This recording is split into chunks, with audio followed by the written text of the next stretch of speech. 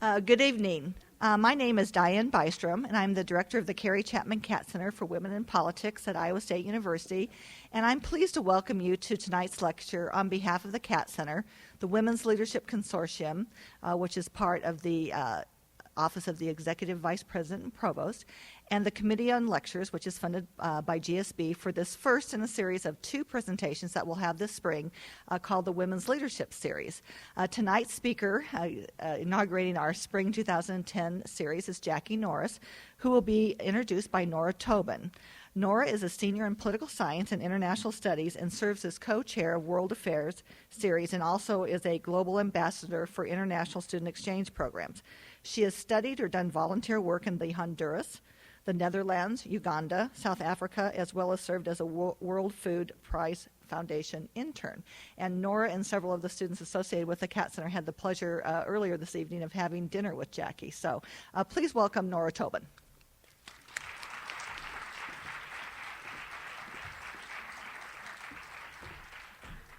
Hello, thank you for joining us today. Before I introduce tonight's speaker, I'd like to take a moment and put on my hat as the co-chair of World Affairs Series and member of Committee on Lectures and tell you about a couple of upcoming lectures we have for next week. Next Monday, March 8th at 8 p.m., we'll host the author of Laughing Without an Accent, Firouzeh Dumas, as part of International Women's Celebration and Women's History Month. And the following day, on Tuesday, March 9th, at 8 p.m., we invite you to join us for an evening with award-winning investigative journalist and author Seymour Hersh, who will speak on the crisis in American foreign policy. It's my pleasure to introduce to you all tonight Jackie Norris. She's a senior advisor to the Corporation for National and Community Service, which includes Teach for America and AmeriCorps. She previously served as the Chief of Staff for First Lady Michelle Obama, and other Washington credentials include serving as scheduler for Vice President Al Gore, Director of Scheduling and Advance for HUD Secretary Andrew Cuomo, and service on the staff of U.S. Representative Louise Slaughter.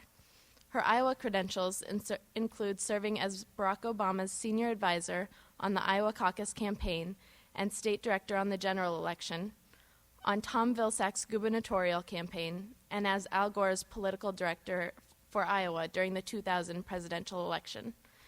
Ms. Norris completed her teacher certification and master's degree in political science here at Iowa State University. Please join me in welcoming Jackie Norris.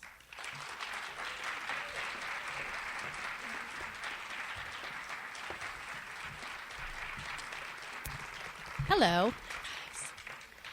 Hi, everybody. I have to say hi to, I see my family seated. This is just wonderful. Go Norris family.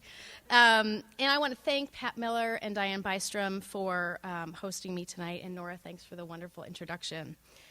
You do really wonderful work on behalf of all the students here, and you bring in great speakers and challenging speakers. And I just think that's a wonderful thing about Iowa State University. I also want to say it's good to be home. And so this is really kind of funny. I birthed 3 children here. I got married here. I bought 2 homes here. I taught here. I got my graduate degrees here. Got married here. I have family here. I lived here for 10 years. And some people say that I'm not really an Iowan. But I have to tell you, this feels like home. So thanks for allowing me to be here. I also was told that the best way to deliver a speech when you're nervous is to tell a joke. So I'm going to try one. I'm not sure it's going to go over here because this is a mixed crowd, but bear with me. Katie Couric shared this at a conference I once went to. So there was a married couple in their early 60s celebrating their 40th wedding anniversary. They were having a fabulous dinner, and a fairy godmother appeared. And for being so loving, she said, "I'm going to give each of you a wish." The wife answered, "I want to travel the world with my wonderful, dear, absolutely fabulous husband." So, poof, 2 tickets for the Queen Mary II appeared. Then it was the husband's turn. He said that an opportunity like this would never come again. "Sorry, sweetheart. My wish is for a wife 30 years younger than me." Boo.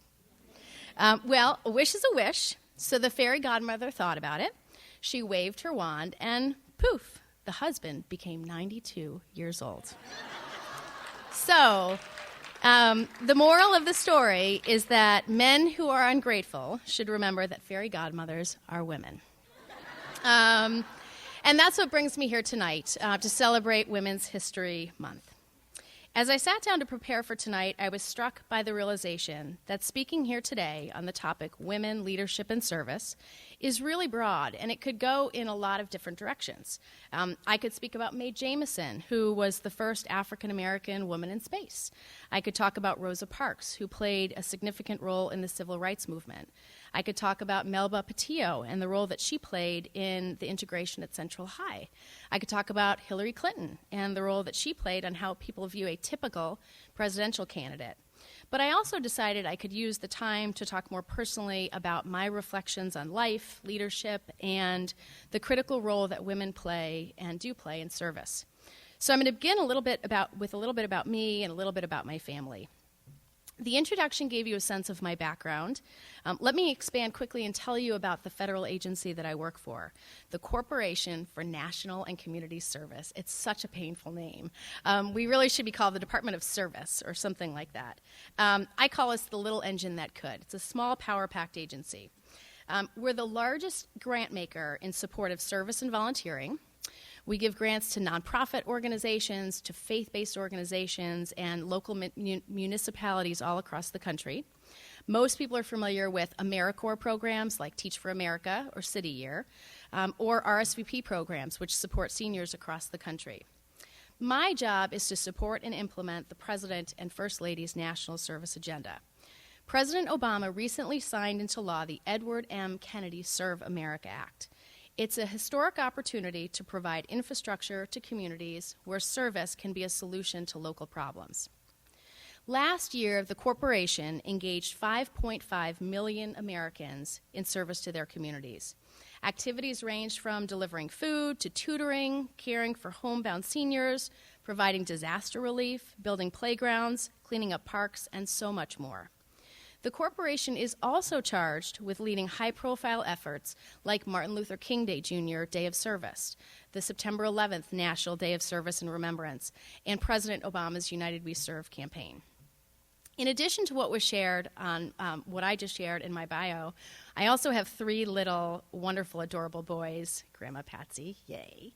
But anyways, they are Washington. They are really enjoying their Washington experience. And I look around the room, and I was pregnant with her. But anyways, it's just fun because I see so many faces of people that probably held the babies when they were born and really supported the kids. So what do the Norris kids do in Washington? They tour monuments, they explore museums, they ride the metro throughout the city. They attended their first rock concert on the White House lawn. It was the Foo Fighters, and somehow Bruce Springsteen didn't seem as much fun after they had been at a concert at the White House lawn. They have played with first dog Bo. They've hung out in the Rose Garden. Sam manages some really good temper tantrums, sometimes in really interesting places, like the one he had in the White House when he couldn't play on Sasha and Malia's playset because it was raining out. But anyways, they're having a great time and they're really enjoying it. And some of you know my husband John was recently confirmed to FERC, to the Federal Energy Regulatory Commission, and he's doing wonderfully. So tonight, I wanted to share 7 reflections on life and leadership that have helped me get where I am today, and that I think have taught me a lot about kind of life and life in the professional world. Throughout the lessons, I've tried to weave in some stories that I think would be interesting, and if there's something that I don't touch on tonight, I want to answer questions afterwards, so I'll be pretty brief in my remarks and just open it up for questions. Lesson 1, have a positive attitude. I hope I'm not channeling my mom here, but this is really important. Have a positive attitude. I think I've always been the eternal optimist. Some of my earliest memories were from my childhood, ones that I think in hindsight seem like they were from a 1950s TV show. My mom told me that when I was young, I would hop out of bed in the morning, stretch my arms, smile, and say, "Today is the first day of the rest of my life." And I think about it, and I realize I still do that in some form today. On bad days, I pump myself up with my, "Today's going to be a good day." Anybody do that when you really don't want to get to bed? You say, "Today's going to be a really good day. It's going to be the best day." And I say it out loud, and I say it with such conviction that next thing you know, I'm out of bed. When the kids wake up, I sing them a little song that drives them absolutely crazy, and I won't sing it for you because I'm tone deaf, but it basically says, it's going to be a great day, it's going to be a great day, and I poke them in the belly until they finally admit that it's going to be a great day. But the motto is, even if you weren't confident that you could succeed, you had to pretend like you were and give it your all. And I've always felt that if you do your very best, you will very rarely regret. You might regret the outcome. You might not be happy with where you ended up, but you won't regret your level of effort. And for me, having the right attitude has always seemed like half the battle. And that's how hopes become realities. Second lesson. Girls and women need to stick together. High school, the place where no matter how hopeful you are and how hard you work, some days the harsh realities can invade your world. To this day, some of my saddest memories are from high school. Now, there were some highs, the purple 80s parachute pants, the first real kiss, the hot pink taffeta prom dress with matching heels, but also some real lows. The gossip, the girl fights, the ever-changing, fast-paced nature of who's in and who's out. Is there any wonder they made a movie called Mean Girls and set it in a high school? High school girls can be harsh, petty, and cruel, not only to each other, but to themselves as well. Then and now I ask myself, why is it that we are so hard on ourselves? High school should be our safe haven. It should be the place that we build each other up, not tear each other down. And unfortunately, girls in high schools tend to develop insecurities and views of themselves that stick with them for the rest of their lives. I distinctly remember how much I wanted high school to be different. If someone other than my mom, because of course who listens to their mom when you're in high school, would have said, don't take anything personally. Nothing others do is because of you. When you are immune to the opinions and actions of others, you won't be the victim of needless suffering. My high school years might have been a bit brighter, but I didn't have that lesson at that point. But it's also critical that we remember that programs here in Iowa State, here in Ames, here in all across the country, that programs need to continue to build up adolescent girls. And we need to support programs that build up adolescent girls, teaching them how to build each other up, not tear each other down. Later in life, I realized just how important it was to have gal pals, to have a support system, especially in the tough world of politics. I always remember, picture me, wife, teacher, homeowner, mother of 3, just doing what I'm doing. And real life just snuck up on me. And all of a sudden, you realize, and many of you in this room know, motherhood is hard work. It's hard, we're responsible for so much, it's physically exhausting, it's emotionally draining, and it's even harder when we put pressure on ourselves to be supermom. We stress over the employment choices we make. Do we stay home with the kids? Do we work? It was Michelle Obama that really described the mommy debate quite well. She would often say that as women, we are our own worst enemy. The choices that we make around the work-family balance, whatever you do, is likely best for you at that moment in time. So why are we so hard on ourselves and other women who make different choices? As women, we need to work harder at supporting each other and the choices we make.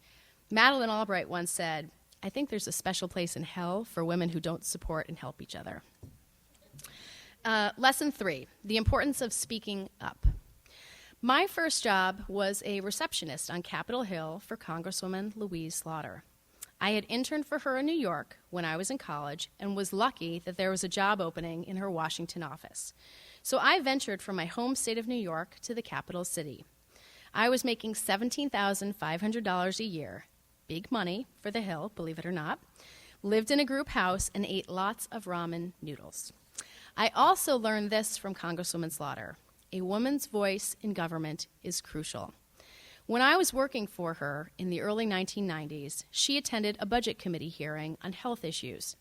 She looked at the federal budget and noticed that there was a research funding line item for men's health, but, and I know this won't surprise some of you, not one for women's health. If you know Congresswoman Slaughter, you know this didn't please her. So she decided to teach all these men on the budget committee a little something about women's health by slowly reciting some women's health stories and their corresponding body parts. Sorry in advance, Joey. Cervix, pap smear, mammogram, breast cancer, STD, cervical cancer. And she went on and on and on. She said all of the men in the room turned bright red because they were so embarrassed listening to her diatribe about women's body parts. But an incredibly powerful moment and proof that if she had not been sitting in that room elevating women's health stories, our federal budget might look a little bit different. Women's health research funding has continued to increase over time, and now it's more common that you hear them talking about women's health, breast cancer, mammograms, things like that, because of the work that she's done by pushing that health funding line item. I'm really proud to say that Congresswoman Louise Slaughter is still a role model to me, and I'm so proud to see her as chair of the House Rules Committee, which is a really powerful slot in Congress, especially for her and all the work that she's done. So, women continue to make strides in holding elected office, but we have a lot of work to do, especially here in the great state of Iowa. For a reference point, if we continue to have women elected at the rate they are to Congress and governor's seat, we will have parity in, take a guess. Anybody want to take a guess? How many years? 500. Parity in 500 years. Somehow I don't think we want to wait that long. So let's go, women. Okay, lesson 4, the importance of asking. You never know unless you ask. I learned this from former Lieutenant Governor Sally Peterson. She was and is an excellent example of not taking no for an answer. She was always able to attract people to the campaign and later to government because she sold a vision. She was aggressive. She would ask people to engage in the campaign in several different ways at several different times. This was a really crucial learning experience for me because it taught me to be aggressive but tactful, and that if you want people to be advocates, you need to allow people to engage in different ways and at different entry points. There's no cookie-cutter approach. And this was a lesson that I took to heart and later replicated at the Obama campaign. Lesson 5, just go for it. When you least expect it, the next adventure hunts you down. I'd been teaching government to high school students at Johnston High School when a friend started talking to me about a presidential campaign and some guy named Barack Obama.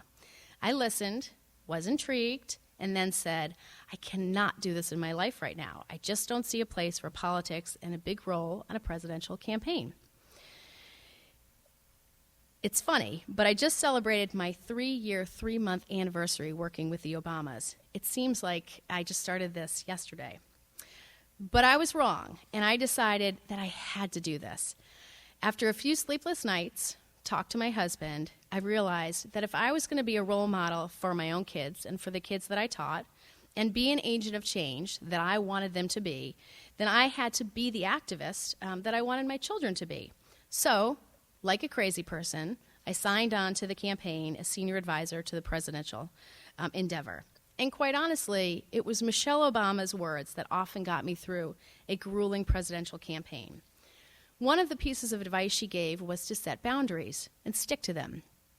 As I was trying to think through how I could work on a campaign and be a good mom, her thoughts were to be relentless and unyielding when it comes to protecting your time with your family.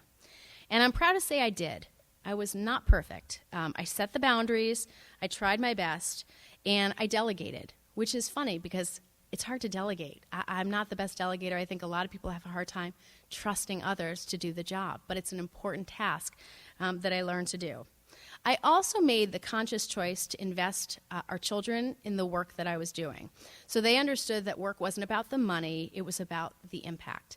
The kids loved coming to the campaign headquarters, marched in parades, and later they came to the White House and visited and had ice cream or met me in a nearby park for lunch. But they were always connected to what I was doing and why I made the choice that I did.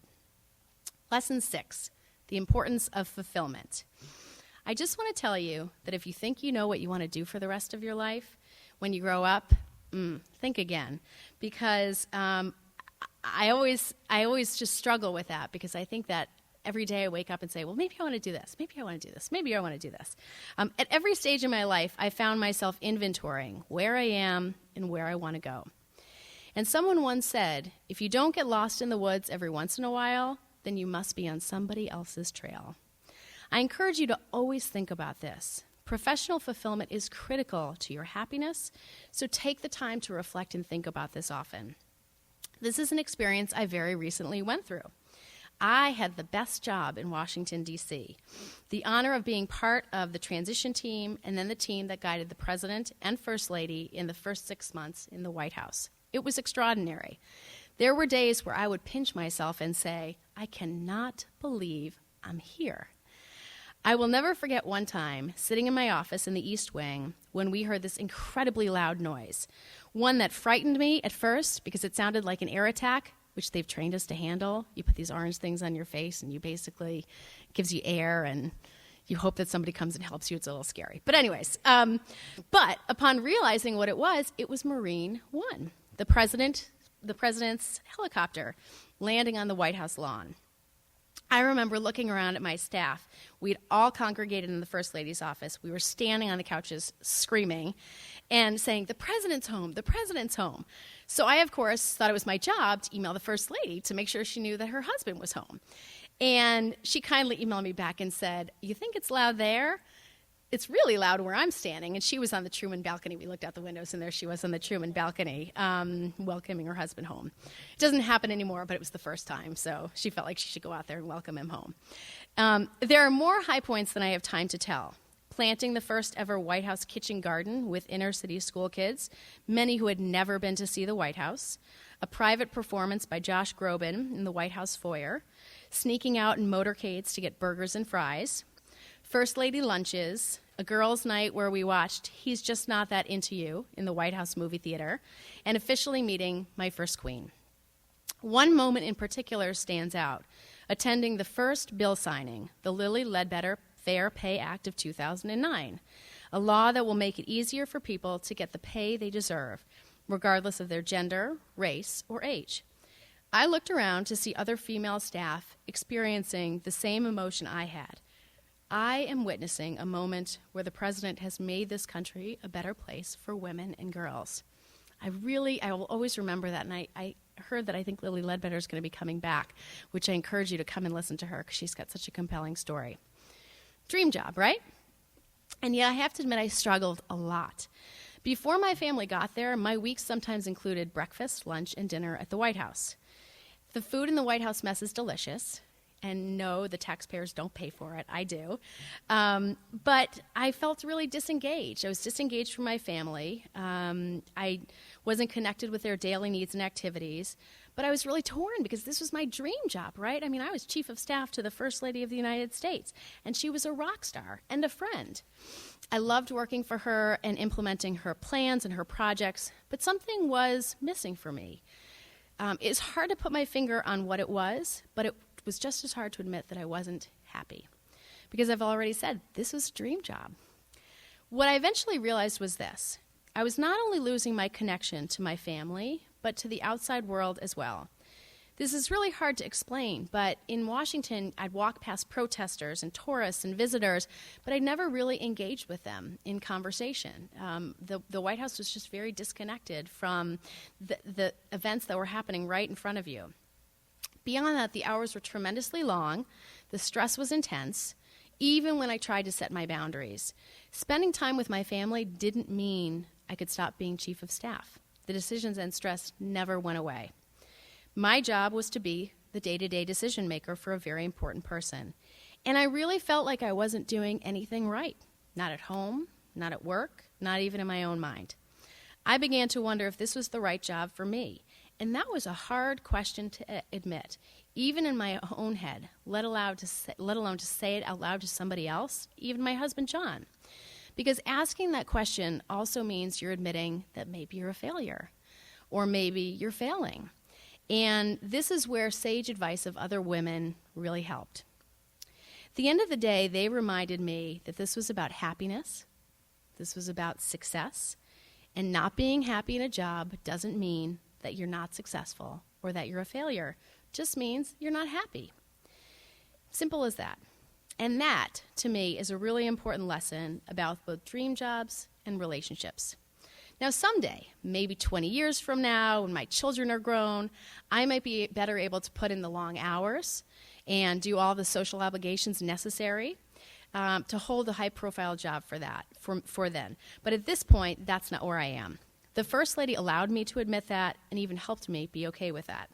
In the end, I was lucky. I went from a dream job to my dream job at the Corporation for National and Community Service. Now that I've shared these lessons, I want to talk a little bit about the power of you. Having had the opportunity to teach high school, both at Ames High School and Perry High School and Johnston High School for years, for 5 years, I loved the job and I hated the job. Really, for me, teaching, one of the most powerful things was the ability to help somebody find their voice. I found myself constantly stressing to my students that they couldn't afford to be ignorant, they couldn't afford to be naive, that they couldn't afford to be muzzled. And one of the things I loved so much about teaching was helping young adults identify their attitudes and opinions and work to actualize their emotions. It's a really amazing process. I see Rebecca here. We went through that together in government at Johnston High School. This isn't just about getting people involved in the political process. It's about getting them to care, to think, to engage. And engagement takes all different forms. For some, it's getting involved in their religious institution. Others, it's local government. For some, it's engaging with their school's leadership or their favorite nonprofit. The bottom line is that engaging means becoming a doer. You intentionally go from being a passive voice to an active voice. And getting involved, serving, doing, volunteering, that's how problems get solved. Let's look at some snapshots around people getting involved. In 2009, roughly 27% of the adult population volunteered. That's up slightly from 2008. In Iowa, 37% of residents volunteered. Go Iowa, ranking us 5th among the 50 states and D.C. In Iowa, $1.8 billion worth of service was contributed. I highlight the financial numbers because in tough financial times, cities, counties, and states are looking to volunteers to help pick up the slack where there's budget cuts. Many cities are creating chief service officers and tasking them to develop a service plan to help better connect government and social sector resources and organize volunteers for the health of the community. And research shows that there's also something in it for you too if you volunteer. It improves your health, seriously. So let's look about what we know of women who serve in our country. When I said that, what's the image that came to your mind? Women who serve this country. Military, right? And the women in the military is such a strong component, but there's so much more that women do in our country, in our world. The national volunteer rate for women is about 29%. In Iowa, take a guess. What percent of women volunteer? 41%. Okay, 41%. Roughly 486,000 women in Iowa volunteer. And they continue to get more involved in their communities over the years.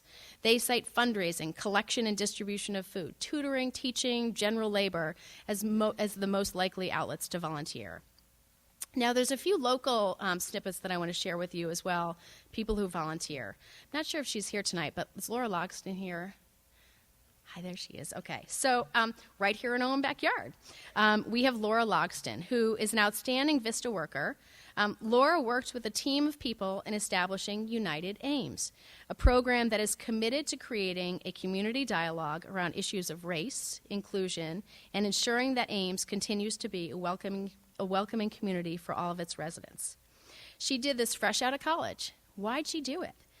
As she said, to gain hands-on experience, work in her local community, and engage with local nonprofits around a cause she is passionate about.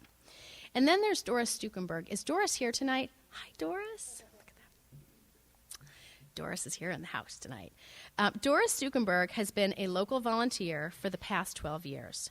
Following 52 years in the workforce, first as a teacher in the Des Moines school system, and later as a fraternity house mother in Tennessee, Doris has become a regular volunteer and a fixture in her Ames, Iowa community.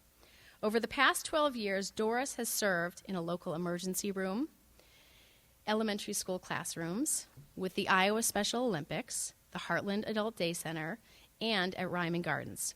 Doris's motto is, one's age should not dictate what can or cannot be done. Just do it. Yes. For Doris, age is truly just a number. Her years of service, though, are incredibly inspirational, and her valuable work is changing lives every day. Doris, with her limitless optimism and enthusiasm, is a wonderful example of the phenomenal service that Americans are providing all over the country to better the lives of neighbors in her community. I'm really excited tonight to give her something special. I don't know if she knows about it, but Doris, you want to come on up here? So these are one of the fun things I get to do with my job. So there is an award called the President's Volunteer Service Award, and it goes to people that have volunteered limitless hours for their community. This is a letter from the President, and I'll read the first paragraph. It says, "Congratulations on receiving the President's Volunteer Service Award, and thank you for helping to address the most pressing needs in your community and our country." And then he goes on to a whole other blah-blah-blah stuff. But anyways, I'll give that to you. And I'm also going to present you with this wonderful pin. That's a thank you for all of your hard work. And we encourage you to keep going and just keep doing it. So there's that. There you go. There you go. Here, take that. All right, thank you. Okay, great.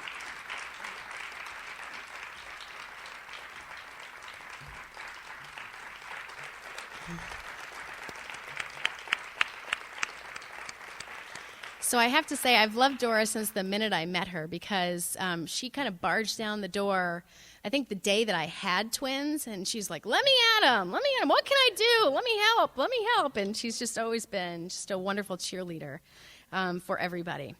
So I've given you all of the thoughts that I have. I've told you where I am at this particular point in my life. But to be honest, I don't really know where I'll be next, and I wonder if other people are that same way too. It's how is my script working? Is it working? Does it fit? Am I happy? Does this make sense? You know, where I am right now, and where should I go next? I don't have all the answers to that, but I can tell you the few things that come to my mind whenever I think about what I want to do next. Number one, I want to get out of my comfort zone. The power of social media is all around us, and I do not get it. Twitter, Facebook, Flickr, what else is there that I just don't get? You know, all that stuff, I don't understand it. You can create a revolution from your couch. You can, and I don't know how to do it, and I want to know how to do it. So I want to become an educated consumer of all things social media. I want to learn how I can use it to fulfill my visions, but also how to teach other people. I also want to live a life that's meaningful, one that I will look back and say, wow, look what I did. It does not have to be big, it does not have to be splashy, but it has to have impact. I want to say that I did my part. And that's my charge to you as well. Analyze your script. Is it working? Are you doing what you want to do to create the life you want for yourself? This is the power we have, and this is the moment to do it. I want to close by thanking my alma mater, and for providing a really great opportunity for me to share some ideas, challenge us to think about our visions, our goals, legacies, and for you to recognize the power within each of you and how much you have the power to change just by doing, becoming an active doer. I'm also happy to stay and answer some questions and chat afterwards if you want. And that's it. Okay. Thanks for having me.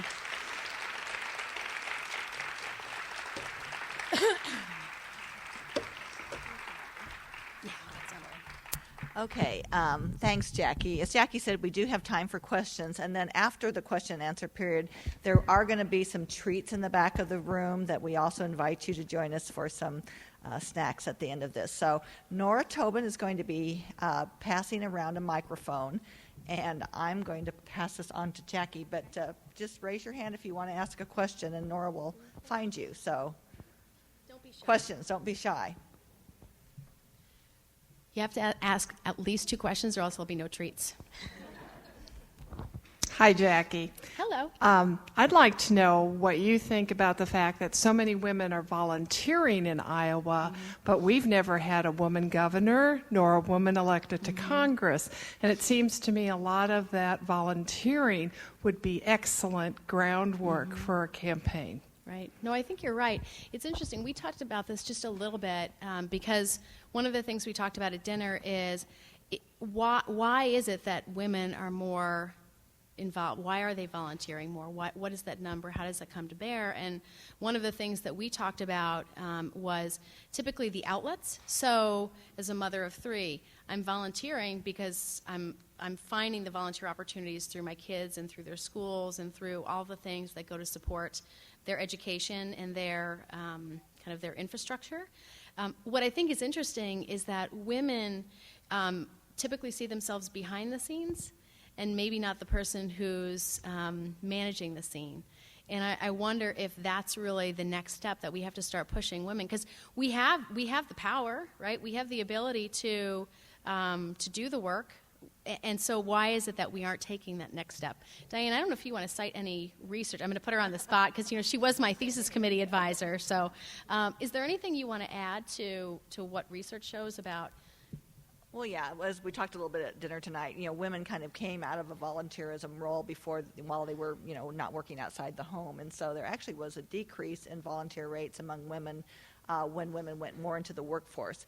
But organizations, and I'd like to also cite the League of Women Voters, we have several representatives there today, worked with organizations to get women back into volunteers. And as you said, the research does show that oftentimes it comes through volunteering for issues that affect their lives, like children and family issues. So the volunteerism rates of women have always been higher than men. And as pointed out, I think, at dinner tonight by one of our students, is that men oftentimes see their volunteerism as service in the military. And so that's the difference. Okay, questions? Oh, come on, we've got people who can ask There we go. There's one. There's one back there. Hi. This question really relates more to volunteering itself. I'm volunteering for the campaign of a local state politician. He's not really local, but he's based in Des Moines, and I'm pretty much, it's a one-man operation right now. So I'm just kind of looking for tidbits of how I can generate more of a kind of a grassroots, upward mobility kind of campaign, just any kind of information you can get, like how can I expand my volunteer base as much as I can. So, good.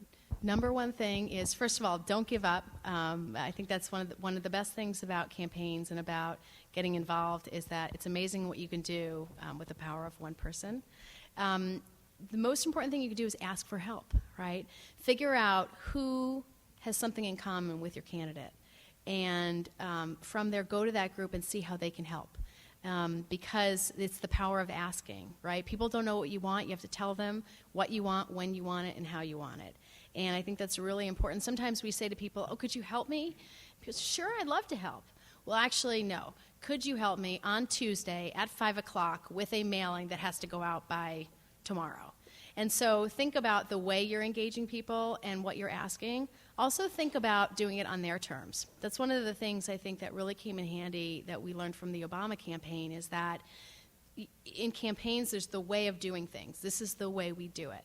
And you know what? This may be the way you've done it in the past, but maybe other people bring new ideas to the table. So think about the voices of people that want to help your candidate. Maybe they have non-traditional ideas. Maybe there's ideas that haven't necessarily worked in the past. Maybe they have, but give them the benefit of allowing them that opportunity to have input and feel like they're a valued member of the team. So maybe we can talk more about other ways to gin up resources, but those are just a few things that come to my mind. And good luck. You want to make a plug for your candidate? That's the other thing. Don't be shy. Open mic. Yeah. I'm supporting Bob Krause's Senate run.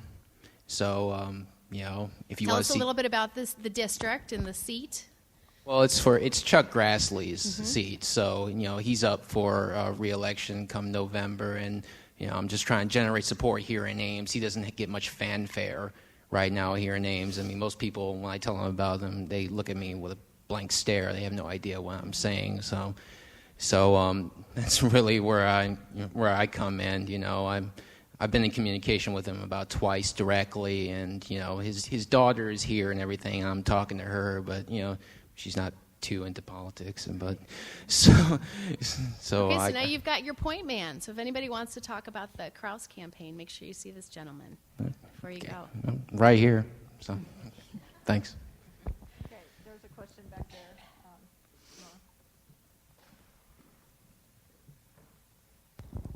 I'm going to tell you a story about growing up with my mother.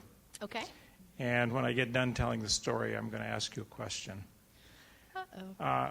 I was in high school back in the late 50s, and my mother owned a restaurant in a small southern Iowa town.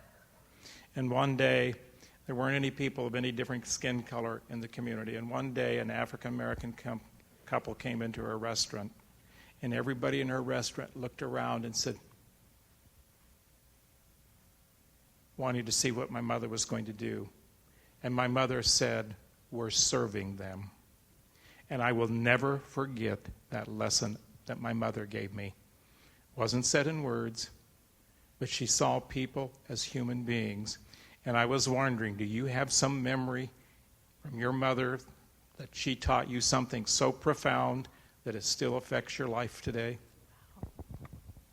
That's a Jack Handey deep thought. Thanks for sharing that. I feel. Does everybody know who Jack Handey is? Clearly, my family got that. But anyways, I'm going to struggle with this answer because I don't know if you've ever seen on debates where journalists have said to presidents, "What's the one mistake you've made?" or "What's the thing that you do differently?" So I'm struggling to figure out that really profound thing. I think the thing that sticks with me the most about my parents is hard work and sacrifice. And I saw it by actions, not necessarily, they talked about it, but they also did it. So, the working 2 or 3 jobs, I had the wonderful pleasure of being able to go cross-country with my family twice in a gold station wagon. It was hot during the 70s. And I ate a lot of bologna. But my mom would always say, "You are eating a lot of bologna so you can see all of the national parks. So stop complaining." And I say it so lovingly, right? Because it was about hard work and sacrifice to really share and bring the world and bring the country alive for their children. So thanks for asking that question. More questions? Come on, one more. One more. Come on. Yeah. Hi. How are you? Good. I just had a quick question. This is more for younger women who are just starting out, and just wanted to know if you have any advice for women who want to start out in career in politics. What advice would you give them at this point? I think I'd give a couple of pieces of advice. Be tough, but don't lose the thing that keeps you so connected to the cause. I think, to me, one of the things, and I have to be really careful because this is going to come out wrong, and that's okay. Most of you know me well enough that it might come out wrong, and don't judge me. But I think women, there's a connection there. There's an emotional connection to the work that we do and our value system and how we bring that to public policy and to government. And I would say that politics is a really tough world, and you have to be tough to compete in it. But you don't want to lose your value system and what motivates you and what keeps you connected. So it wasn't as articulate as I would have liked to say it, but you got to wear the pants but keep the heart, something like that. So, all right, we've got a couple more. Hey, Jim. Hi, Jackie. Jackie, we're all very happy here in Iowa that we have the caucuses, and you have more experience in it than the caucuses in Iowa politics than most people. Do we deserve it? Is there something special about Iowa, or have we become special? We deserve the Iowa caucuses. Here's what I'd say is I had the pleasure of coming to Iowa after having lived in New York. In New York, my experience with presidential politics was a TV commercial every once in a while and a brochure if I was lucky, if somebody in my home happened to have been a targeted voter. And so I think Iowa deserves it because I do think they take it seriously. I think there are some people who play with the system a little bit for their own advantage. They see themselves in Iowa as political rainmakers and trying to abuse their power. But I think for the most part, everyday Iowans, they get it. They're showing up, they're participating, they're asking the tough questions of the candidates, and they haven't let us down. I mean, they take it seriously. My only hope is that we continue to grow, more and more Iowans continue to get involved in the caucuses. But I do think, I think a majority of Iowans have taken this responsibility very seriously and have gone, just out of curiosity, for people that did caucus this year, how many of you saw more than 2 candidates? Okay, I mean, that's, you just don't kind of follow the blind. You actually show up, you ask the questions, and you participate. What do you think? I think we're the luckiest place in the country. I just love it. And of course, Ames is just all I really see. I don't see the state. But people are so enthusiastic, and we do go see to all these candidates and ask them questions. Why does Joe Biden stand 1 inch away from your nose when he talks to you? I will say there's some funny observations that you get from traveling with people on a presidential campaign. And one of the funniest was, Barack Obama is a very sweet man, and very few things really tick him off. But there was this one person who was literally trying to go to all of his events and get autographs so then he could, go sell them on eBay and just do all this crazy stuff. And but it turns out that his MO was actually, at the end there was this wonderful montage. He had taken pictures with every candidate, both Democrats and Republicans. He had all of their autographs. He had profited very well from the financial adventure. But it was interesting because finally towards the end, Obama wrote his name and then he wrote a price tag. He put $99. So finally the gig was up, but it was an interesting experience. Okay, another question. Jan, and then we'll go for her and then Jan. No, that's fine. Go. Oh, sorry. I was just wondering what drew you to the Obama campaign originally? That's a great question. I think for me, and I'm going to point to Rebecca because she was at Johnston, and I think I'm trying to remember if this was the semester when it happened. So I had been teaching, and most years were great, but I would say that there was a part of me that, and this is what they say about the teacher retention rate. I was hitting my 5th year. I was kind of feeling a little burnt out, a little bit frustrated, and I was a little disillusioned. I was feeling like young people weren't in it. They weren't fired up. They didn't want to engage, and I was just struggling a little bit. And there was this moment when I was talking about politics, presidential politics, with the students that I taught. And they were so excited about Barack Obama. Now, let me be clear. They didn't know anything about him, right? But they wanted to learn. This was the first moment where young people just wanted to learn more. So, historically, we just didn't have a lot of interest in the presidential campaign. And so, whether it was malaise of George Bush or whatever it was, people weren't interested. And so for me, it was a glimmer of hope when people said, oh, Barack Obama, I'm at least willing to listen. They didn't say they were going to go vote for him. They were interested. And it was that combined with the fact that politics was not out of my system.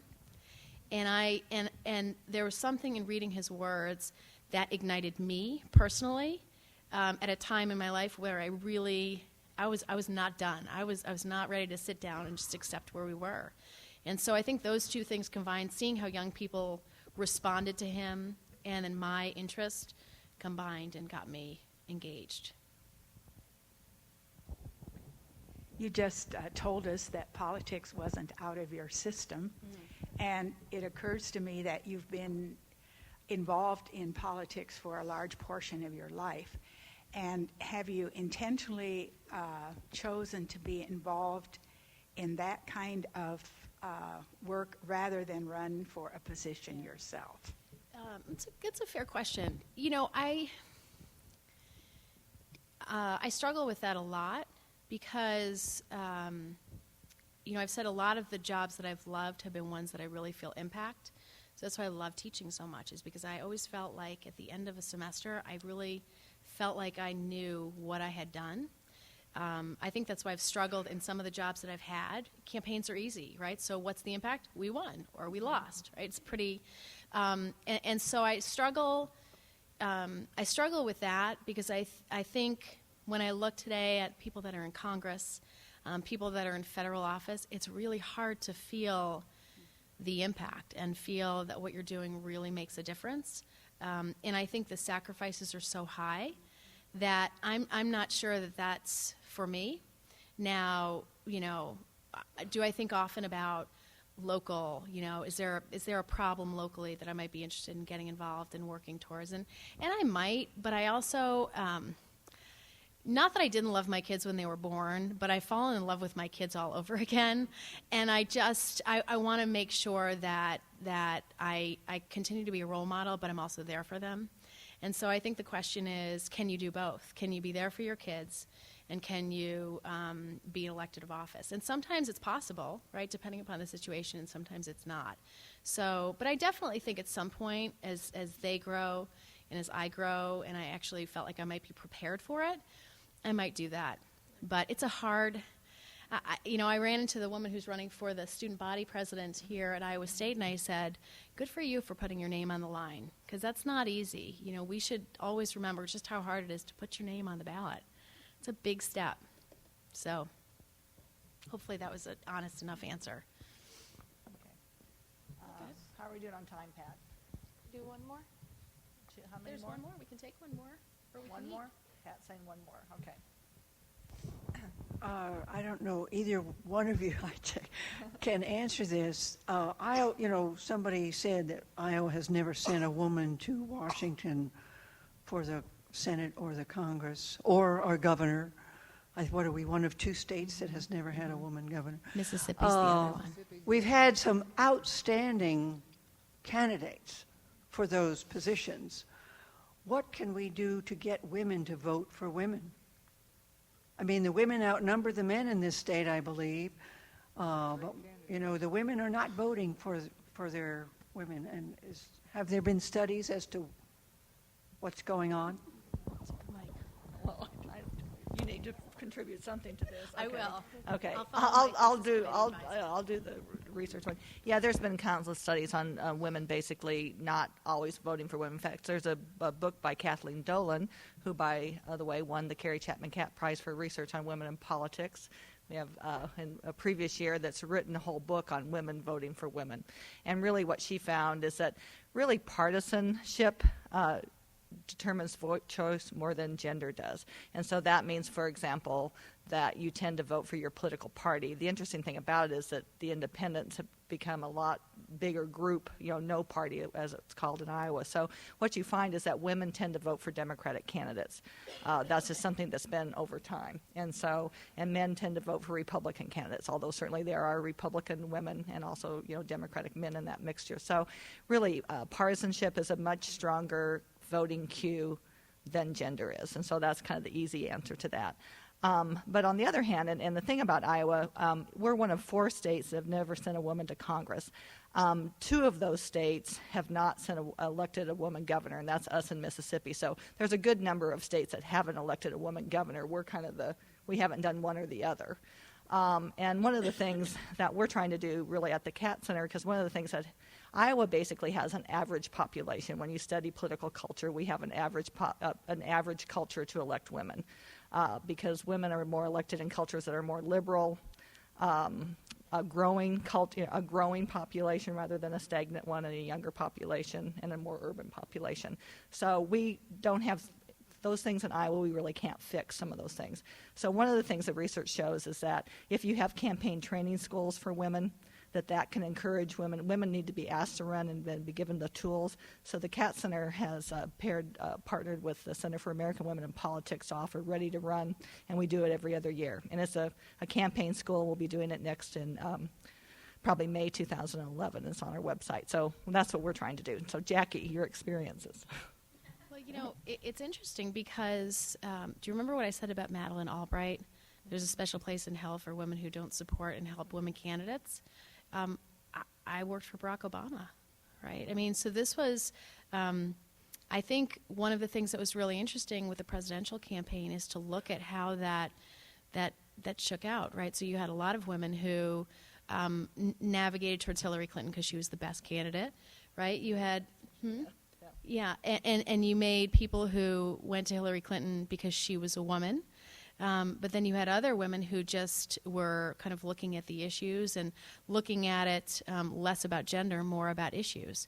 But I will say, just for me personally, that was a struggle because it should have, for me, well, shouldn't it have been automatic? But I think what we're finding with women voters is that there tends to be, there's still that, there's not that lockstep support for women. Not sure if that helps a little bit, but. All right, well, I think it's time to eat some cookies. That's right. Okay, well, let's thank Jackie once more.